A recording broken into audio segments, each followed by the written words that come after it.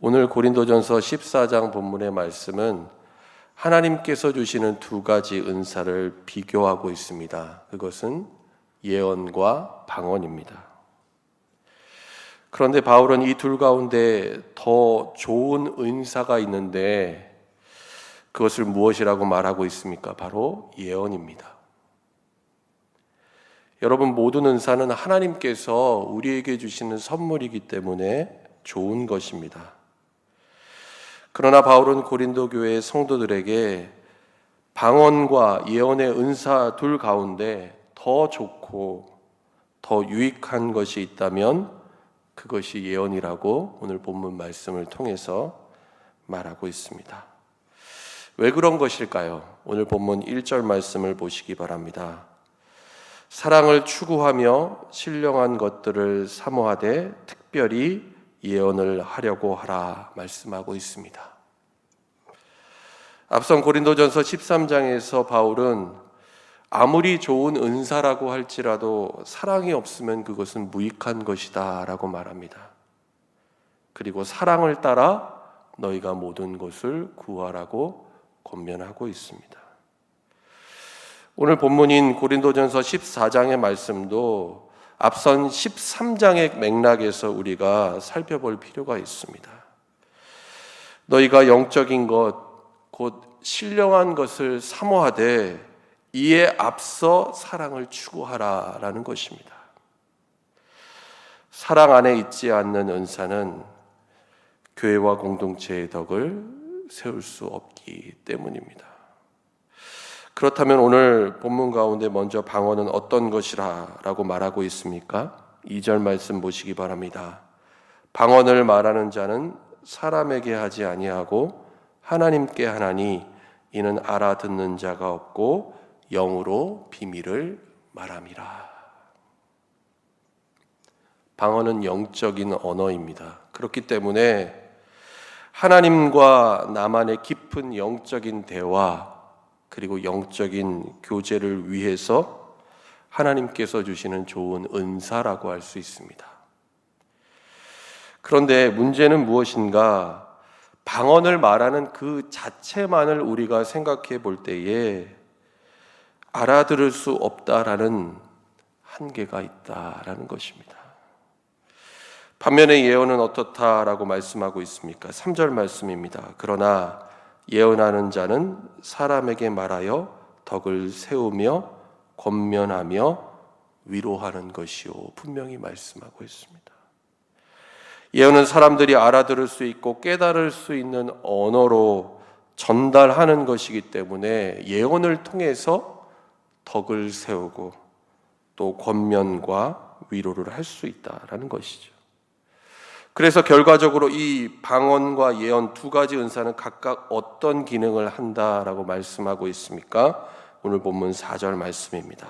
함께 읽겠습니다. 방언을 말하는 자는 자기의 덕을 세우고 예언하는 자는 교회의 덕을 세우나니. 여러분, 지금 바울은 고린도 교회의 성도들을 향해서 방언이 유익하지 않으니까 다 예언의 은사를 받으라고 말하고 있지 않습니다.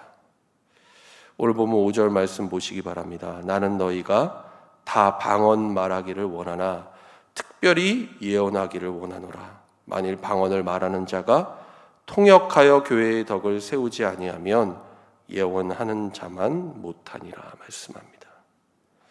방언으로 말하는 것 분명 좋은 것이지만 그 의미를 너희가 깨닫지 못할 때에는 도리어 그것 때문에 교회의 덕을 세우지 못한다라는 것이죠. 여러분, 우리가 오늘 본문의 말씀을 읽으면서 여러 가지 이유, 여러 가지 상황들을 가정해 볼 수 있을 것입니다. 예를 들어서 우리가 방언을 하게 되면 남들이 알아듣지 못하는 자신만의 은밀하고 특별한 언어를 사용하기 때문에 방언이라는 그 은사가 자칫 우리 안에서 영적인 교만, 자랑거리가 될 위험성이 분명히 있습니다. 그리고 오늘 바울이 언급하고 있는 것처럼 방언을 통역하지 못하면 자기 자신조차도 알아들을 수 없고 하나님의 뜻을 온전히 깨닫지 못하게 된다라는 것이죠. 뿐만 아니라 더 큰 문제는 그것을 듣는 다른 사람들이 영적인 소외감, 열등감을 느끼게 됩니다. 한 걸음 더 나아가서는 교회 안에서의 영적인 시기와 분쟁, 갈등의 요소로 작용될 가능성이 있다라는 것입니다. 그래서 오늘 바울은 6절 말씀에 다음과 같이 권면하고 있습니다. 그런즉 형제들아, 내가 너희에게 나아가서 방언으로 말하고 계시나 지식이나 예언이나 가르치는 것으로 말하지 아니하면 너희에게 그것이 무엇이 유익하리요. 그리고 이어서 바울은 7절로 11절의 말씀을 통해 예언의 유익에 대한 세 가지의 비유를 들어서 설명을 하고 있습니다. 우리가 필이나 검은고와 같은 악기의 소리를 낼 때에 그 음의 분별을 나타내지 않으면 사람들이 그 소리를 듣고 어떤 악기를 연주하는지 도무지 알 수 없다라는 것입니다. 두 번째 비유는 나팔 소리입니다. 만약에 전쟁에서 군사들이 다 알아들을 수 있는 분명한 나팔 소리를 내지 않는다라고 한다면 전쟁에 임하는 군사들 전투 준비를 할 수 없게 됩니다.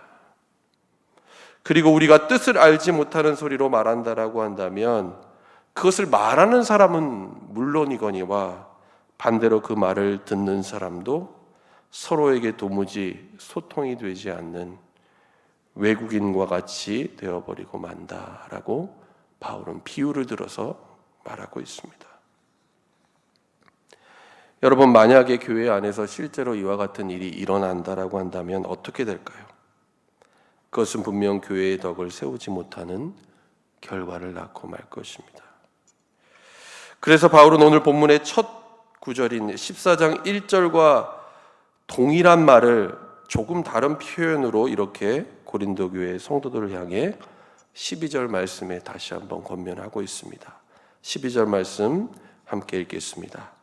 그러므로 너희도 영적인 것을 사모하는 자인즉 교회의 덕을 세우기 위하여 그것이 풍성하기를 구하라. 아멘.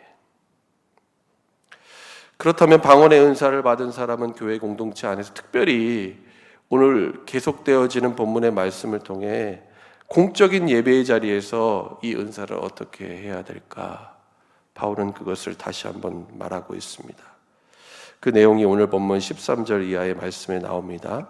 13절 말씀입니다. 그러므로 방언을 말하는 자는 통역하기를 기도할지니. 알아들을 수 있는 말로 방언을 통역할 수 있는 은사를 위해서 너희가 기도하라는 것입니다. 바울은 이것을 영과 마음의 영역으로 구분해서 설명하고 있습니다.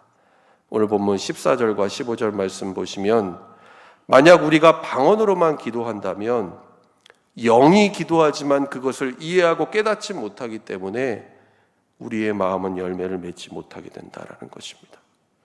그러나 우리가 방언을 해석하고 그 뜻을 이해하고 깨달으면 우리는 영만이 아니라 우리의 마음으로 기도하며 찬송할 수 있다는 것입니다. 영과 마음으로 기도하고 영과 마음으로 찬송하는 사람들은 어떻게 됩니까? 삶 속에서 구체적인 열매들을 맺게 된다라고 말씀하고 있습니다. 뿐만 아니라 그것이 자기 자신뿐만이 아니라 다른 사람들에게도 좋은 영향을 끼쳐서 결국에는 교회의 덕을 세우게 된다라고 오늘 본문은 말씀하고 있습니다. 바울은 그렇지 않은 경우를 예로 들고 있습니다. 누가 만약에 공적인 예배 가운데 방언으로 축복과 감사의 말을 한다라고 한다면 여러분, 그 말을 듣는 사람이 알아듣지 못하는데 어떻게 그 감사와 축복의 말을 듣고 아멘이라고 화답할 수 있겠습니까? 그럴 수 없다라는 것이죠. 그러므로 이해되지 못하고 알아들을 수 없는 말을 공적인 예배 가운데 사용하는 것은 결코 교회의 덕이 될 수 없다라는 것입니다. 여러분, 우리가 오늘 고린도전서 14장의 말씀을 묵상하면서 우리가 오해해서는 안 되는 것이 있습니다. 오늘 본문은 결코 방언이라는 은사를 폄하하거나 그 가치와 의미를 부정하는 말씀이 결코 아니라는 것입니다. 바울 자신은 어떠했을까요? 오늘 본문 18절 말씀을 보시기 바랍니다. 내가 너희 모든 사람보다 방언을 더 말함으로 하나님께 감사하노라. 바울도 하나님께 받은 이 방언의 은사를 다른 사람들보다 더 많이 사용했고 또 그래서 하나님께 감사한다라고까지 말하고 있습니다. 그러나 무엇이 교회와 공동체의 덕을 세우는 데 있어서 더 유용하다라는 것입니까? 오늘 본문 마지막 19절 말씀 같이 함께 읽도록 하겠습니다. 그러나 교회에서 내가 남을 가르치기 위하여 깨달은 마음으로 5마디 말을 하는 것이 1만 마디 방언으로 말하는 것보다 나으니라. 아멘. 여러분, 하나님이 우리에게 주시는 은사는 여러 가지가 있습니다. 그리고 각각의 은사들은 서로 그 기능과 목적이 다르기 마련입니다. 그런데 무엇보다 중요한 사실은 모든 은사가 항상 다 유익한 것은 아니라는 사실입니다. 특별히 오늘 바울이 서신을 써서 보냄으로 권면하고 있는 고린도 교회는 바로 이 은사 때문에 여러 가지 문제와 갈등과 어려움들이 있었습니다. 여러분, 만약에 우리가 받은 은사 가운데 교회와 공동체의 덕을 세우지 못하고 사랑보다는 내 자신의 유익만을 추구하는 것이 있다라고 한다면 여러분, 우리는 어떻게 해야 할까요? 그것을 절제해야 합니다. 무조건 신령한 것, 영적인 것만이 전부가 아니고 능사가 아니라는 것을 우리는 분명히 오늘 말씀을 통해 깨달아야 할 것입니다.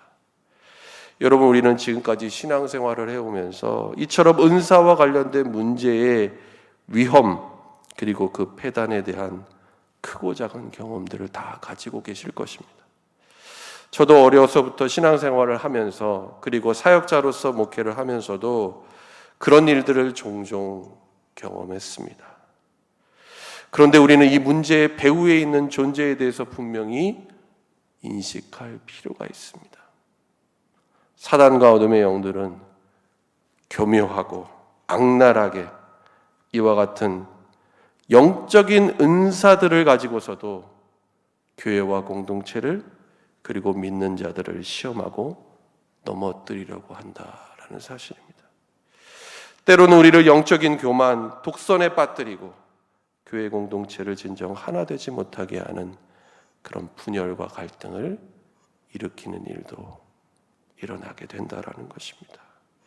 그래서 우리는 이와 같은 은사들에 대해서 무분별하게 다 좋은 것으로 받아들이기보다는 영적인 경각심을 가지고 그것을 분별할 수 있는 지혜와 능력을 위해 하나님 앞에 간절히 기도해야 할 것입니다. 사랑하는 여러분, 하나님께서 우리에게 약속하신 성령의 은사를 간절히 사모하시기를 바랍니다. 그런데 은사를 사모하는 것보다 더 중요한 것이 있다면 여러분, 그것은 그 은사를 우리의 삶 속에서 사용하는 것, 잘 선용하는 것입니다. 나 자신만을 위한 은사, 영적인 교만과 자랑이 되는 그런 은사가 아니라 교회와 공동체의 덕을 세우는 일에 사용될 수 있는 더 좋은 은사를 하나님께 구할 수 있는 여러분 될 수 있기를 바랍니다. 그래서 하나님이 주시는 이 귀한 은사들을 통해 여러분의 삶 그리고 가정, 무엇보다 교회 공동체 가운데 하나님이 진정 기뻐하시는 풍성한 열매들을 맺을 수 있는 저와 여러분 될 수 있기를 예수님의 이름으로 간절히 축원합니다. 기도하겠습니다. 하나님 아버지, 오늘 우리에게 주신 고린도전서 14장의 말씀을 통해 하나님께서 우리에게 주시는 은사의 참된 목적과 의미를 알게 하시고 주님의 뜻을 깨닫게 하시니 감사드립니다. 하나님, 우리의 삶 속에서 더 좋은 은사를 간절히 사모하며 구하게 하시고 이를 통해 우리 자신의 영적인 유익만이 아니라 교회와 공동체의 덕을 세우는 일에 하나님 잘 선용할 수 있도록 인도하여 주옵소서.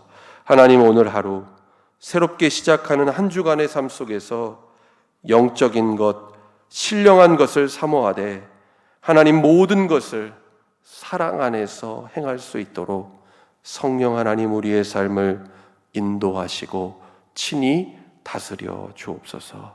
예수님의 이름으로 기도드립니다. 아멘.